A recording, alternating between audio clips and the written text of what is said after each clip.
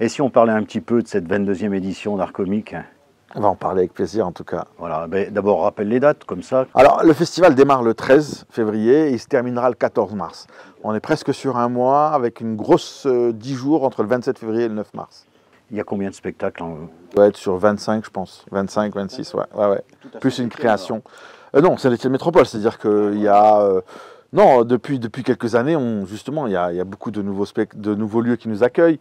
Cette année, il y a Saint-Paul-en-Jarret, où on va accueillir justement Julien Santini. Et Julien Santini, il y a une petite anecdote, il avait gagné le tremplin du Festival des Arts Burlesques à l'époque, au Nouveau Théâtre Beaulieu.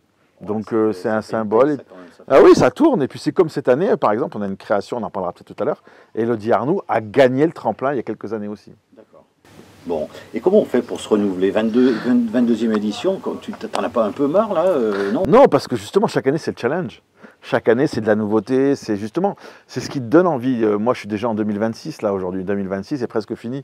Et donc, ce qui fait que tu es toujours dans l'attente de plein de choses, plein de nouveautés, de proposer des nouveaux projets. C'est tout ça, en fait, l'envie. D'accord. Question on ne se jamais sous ses lauriers. Eh ben non, c'est vrai, mais ça, c'est pas ton cas, ça, je te connais bien.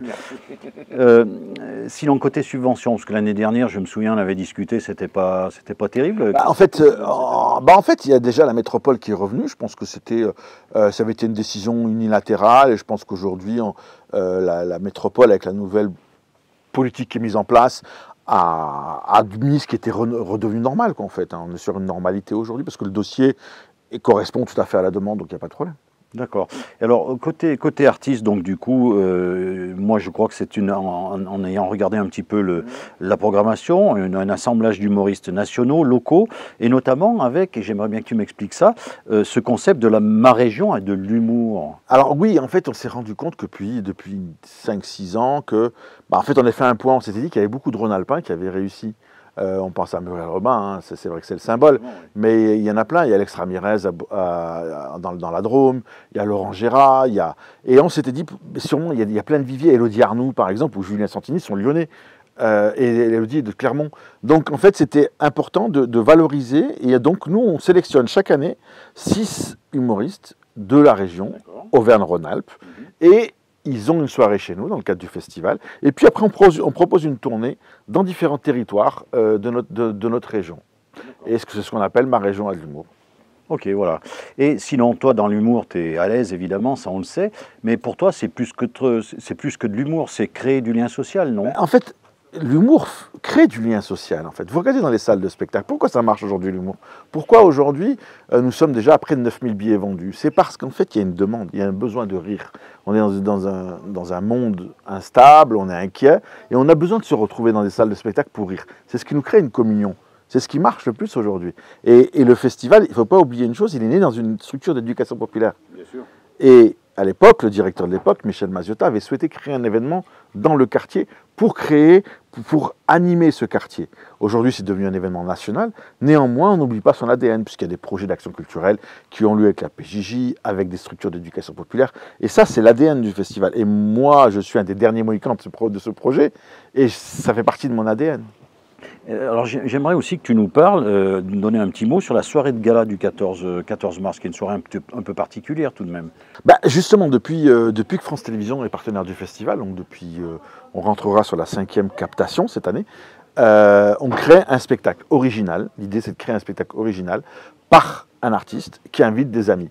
Donc l'année dernière, c'était Chicandier, l'année d'avant, c'était Alex Ramirez, une fois, c'était les Sœurs Girard.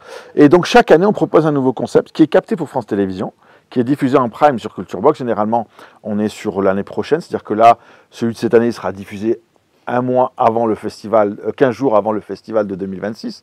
Et donc, cette année, ce sera Élodie Arnoux, qui a invité des amis à elle. Donc, il y aura Jean-Luc Lemoyne, il y aura Swan Périssé, il y aura Donald Jacksman, il y aura Le J. Parce que nous, ce qu'on aime, c'est aussi mettre de la musique, mettre des choses originales sur ce projet-là chaque année.